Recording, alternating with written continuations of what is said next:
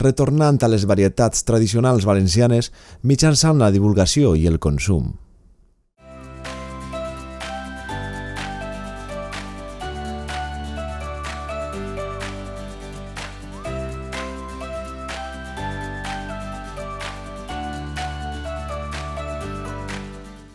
Des de l'antic Egipte fins als nostres dies, el rave és un cultiu mil·lenari que tenim la sort de gaudir a la nostra terra.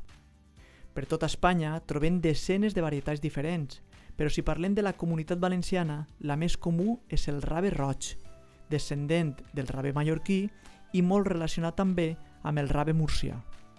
Parlem d'una planta bianual, que el primer any fa arrel i el segon emet una titxa floral on apareixen les beines i les llavors.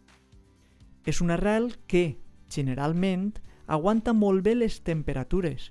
Per això al Mediterrani pràcticament es pot plantar durant tot l'any, menys a les zones més fredes.